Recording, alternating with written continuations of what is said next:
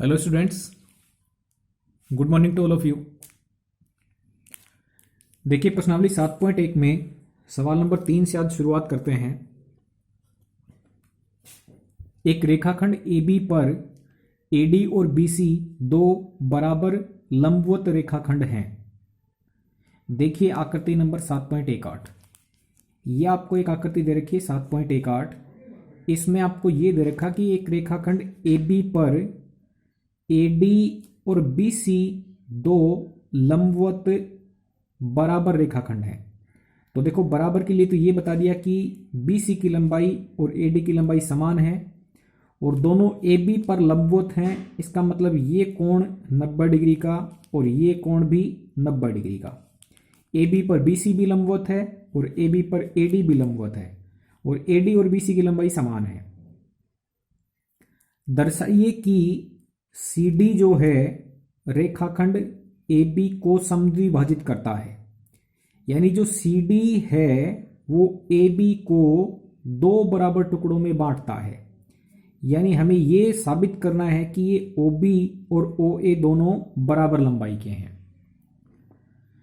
तो देखिएगा इन दो त्रिभुजों के आपको दो भाग समान करने हैं। तो यदि दोनों त्रिभुज सर्वांग हो जाएं तो उनके संगत भाग बराबर हो जाते हैं। तो इसलिए हम इन दोनों त्रिभुजों को लेंगे और इनमें देखते हैं कि कौन कौन सी बातें समान हैं। दी गई आकृति के अनुसार यदि त्रिभुज हम OBC की बात करें और त्रिभुज OAD की बात करें, इन दोनों त्रिभुजों में ये जो कोण होगा वो इसके बराबर होगा, क्योंकि शीर्षाभिमुख कोण समान होते हैं। तो हमने देखो इस कोण को क्या लिखा है और इस कोण को क्या लिखा है। हमने इस कोण को लिखा BOC और इस कोण को लिखा हमने AOD। तो ये दोनों कोण समान हैं क्योंकि ये दोनों शीर्षाभिमुख कोण हैं। पहली बात तो इन दो त्रिभुजों में इन कोणों की मिल गई समान। दूसरी बात करें तो इस त्रिभुज का ये कोण 90 डिग्री और इस त्रिभुज का ये कोण 90 डिग्री। तो इन दोनों त्रिभुजों में दूसरा कोण भी समान मिल गया। हम लिखेंगे OBC कोण बराबर है OAD कोण के। दोनों कोण 90 डिग्री हैं। ये 90 क्यों है? क्योंकि BC और AD दोनों लंबवत हैं AB पर। हमने लिख दिया BC लंबवत है AB पर और AD लंबवत है AB पर, इसलिए कोण बनेंगे 90 डिग्री। तीसरी बात, BC और AD दोनों बराबर आपको दे रखी हैं। देखो आपने पहले त्रिभुज लिया था OBC, तो OBC वाले त्रिभुज की तीन बातें OAD त्रिभुज की तीन बातों के बराबर है। तो हम देख रहे हैं कि दो कोण समान है और एक भुजा समान है। दोनों त्रिभुजों में दो कोण समान है और एक भुजा समान है। तो हम लिख सकते हैं कि कोण कोण भुजा सर्वांग समता नियम से, यानी एंगल एंगल साइड सर्वांग समता नियम से हम कह सकते हैं कि दोनों त्रिभुज सर्वांग सम होंगे। अब इसमें क्रम का बहुत ध्यान रखना है। इस त्रिभुज का नाम ले लो OBC। OBC आप इस रास्ते से जा रहे हो जहां पर दो चाप वाला कोण आपने पहले लिखा है, फिर 90 डिग्री वाला, उसके बाद में C बिंदु। तो ऐसे ही आप इस त्रिभुज में लिखेंगे, पहले दो चाप वाला कोण, फिर 90 डिग्री वाला बिंदु, उसके बाद में D पॉइंट। तो इस त्रिभुज का नाम लिखा जाएगा OAD।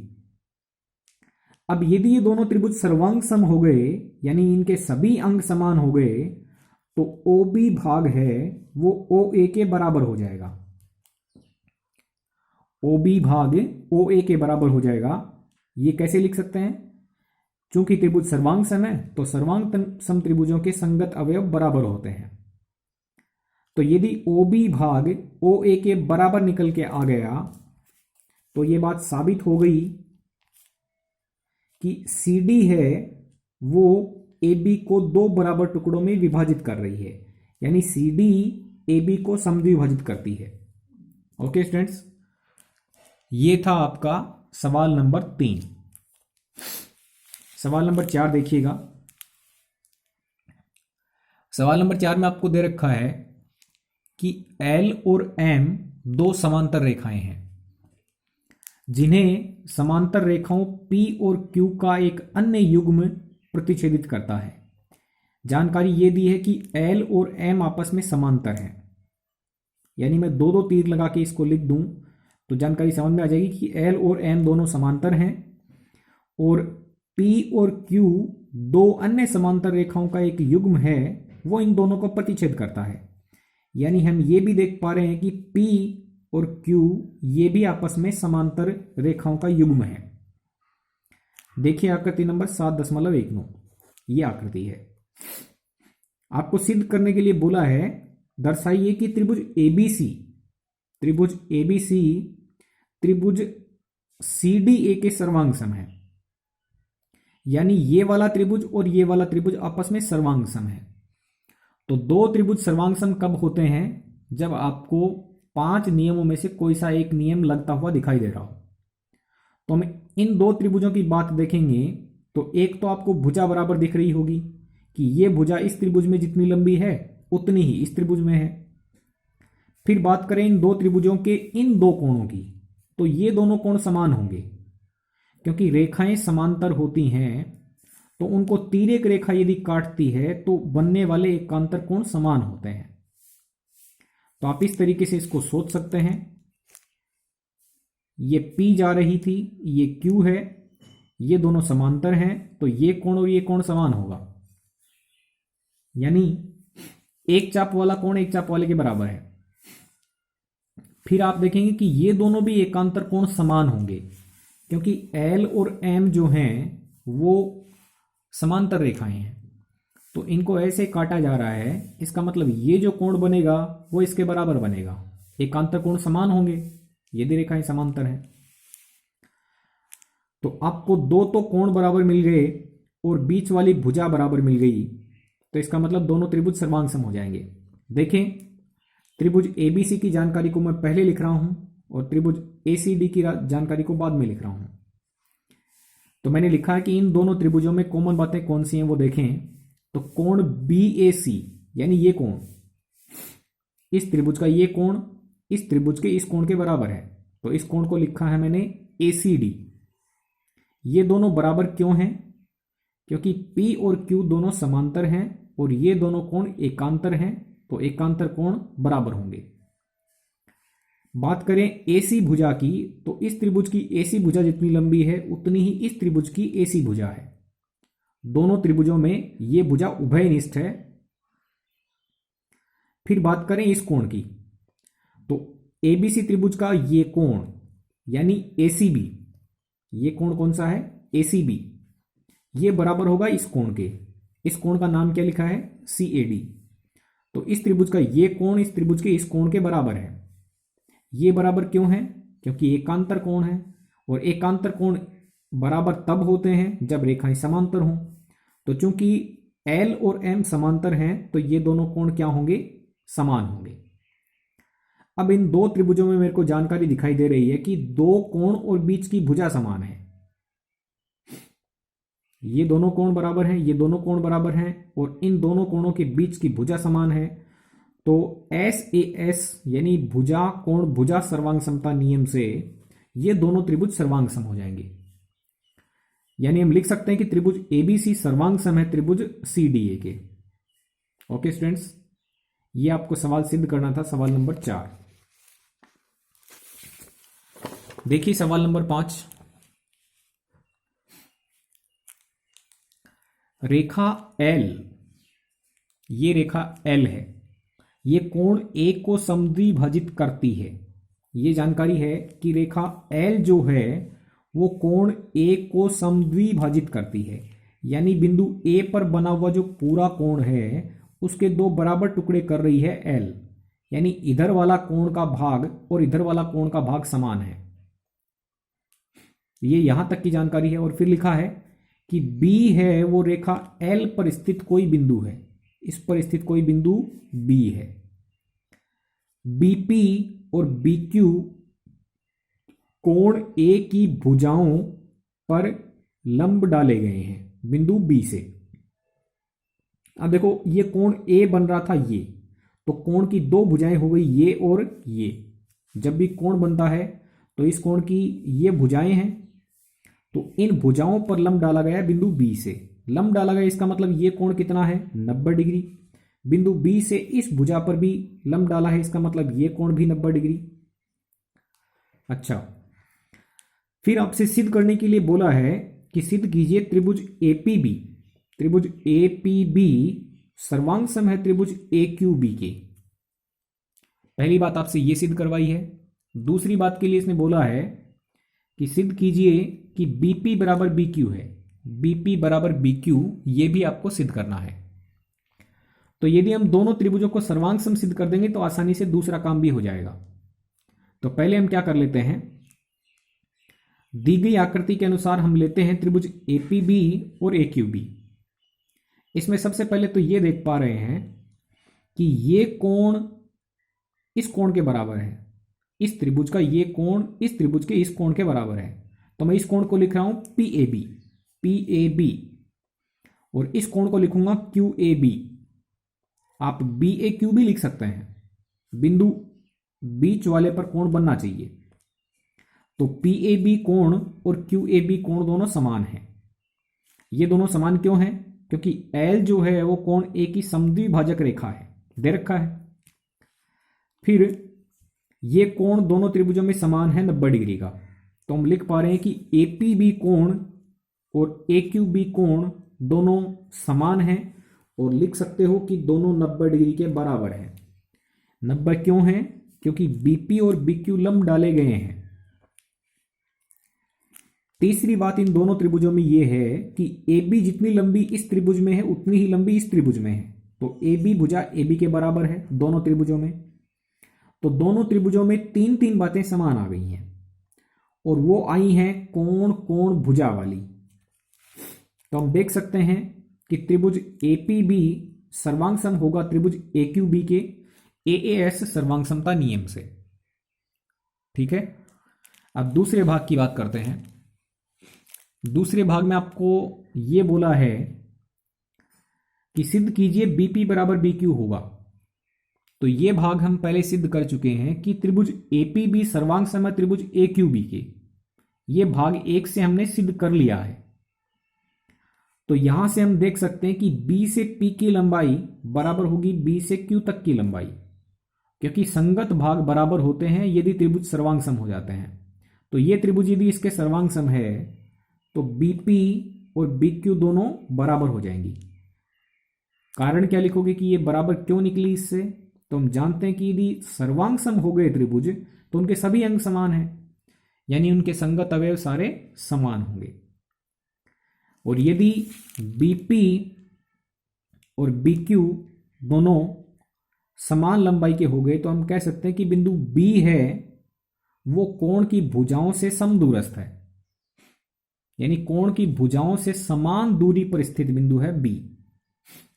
इस कोण की भुजा से जितनी दूरी पर B है उतनी ही दूरी पर इस कोण की भुजा से बिंदु B है। ओके स्टूडेंट्स, ये था आपका 5 का सवाल। सवाल नंबर 6 देखिएगा।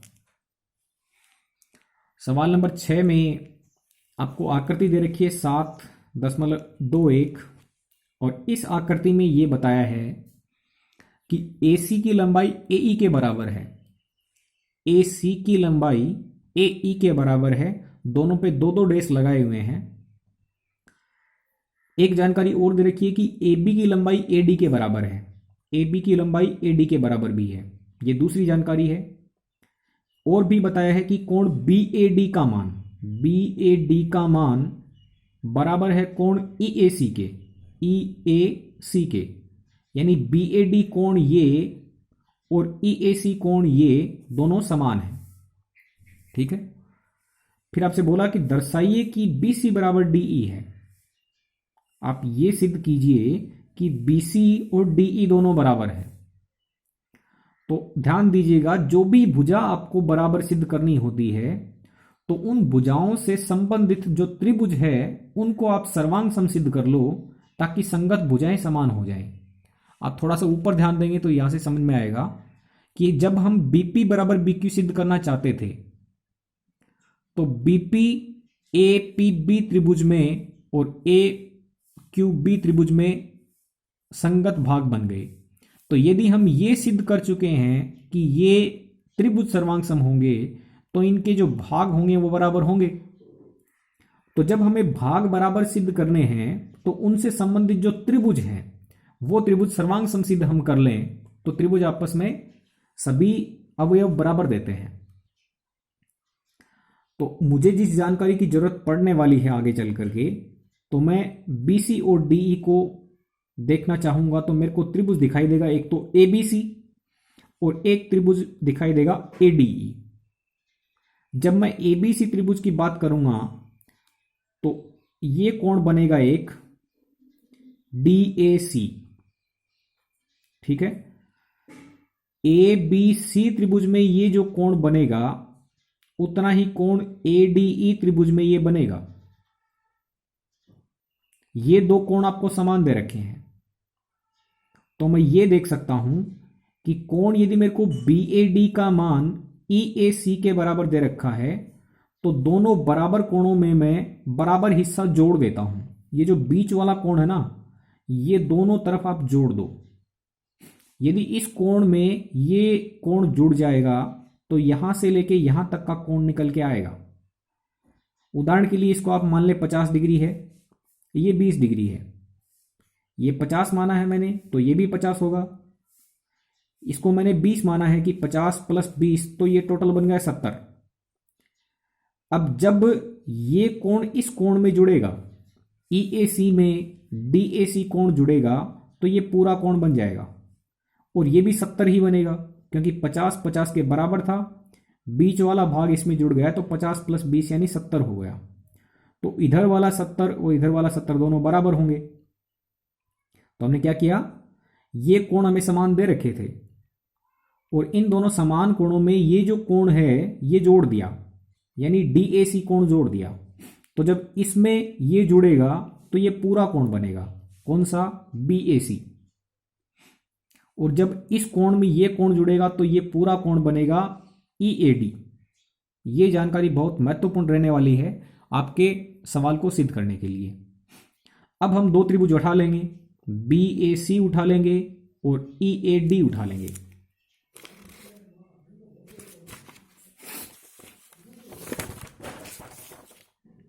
देखिएगा, त्रिभुज BAC तथा त्रिभुज EAD में हम क्या देख पाएंगे। देखो, एक तो हमने लिया है ये A, B और C,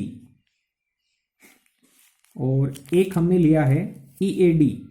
यहां बिंदु E है, ये A है और ये D है, ठीक है। अब ये पूरा कोण 70 बन गया, ये पूरा कोण भी 70 बन गया, तो दोनों कोण तो समान है। आपको जानकारी दे रखी थी कि BA की लंबाई है वो किसके बराबर है, AD के बराबर है, ये आपको दे रखा था। बीच वाला कोण हमने बराबर देख लिया समीकरण नंबर 1 में, तो हम लिख सकते हैं कि BAC कोण जितना है उतना ही EAD कोण है। एक जानकारी और दे रखी थी आपको कि AC भुजा की लंबाई AE के बराबर है, तो ये दोनों भी समान हो गई। तो इन दो त्रिभुजों में आपको तीन बातें बराबर दिखाई दे रही हैं।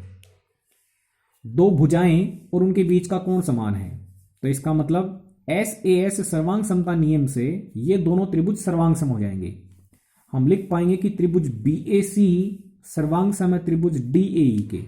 ध्यान दीजिएगा, इसका नाम दिया है BAC, यानी पहले एक डेस वाली फिर दो डेस वाली। तो D से आप A पे जाएंगे और A से आप E पे जाएंगे, तो BAC सर्वांग सम हो जाएगा त्रिभुज DAE के। अब आप ये जानते हैं कि यदि त्रिभुज सर्वांग सम होंगे तो संगत भाग समान होंगे। इसका मतलब है कि B से C का भाग D से E के बराबर है, BC बराबर है किसके, DE के। ये तीसरी भुजा इस तीसरी भुजा के समान होगी। ओके स्टूडेंट्स, तो ये आपके जो सवाल थे वो काफी महत्वपूर्ण सवाल थे। Okay, thank you very much.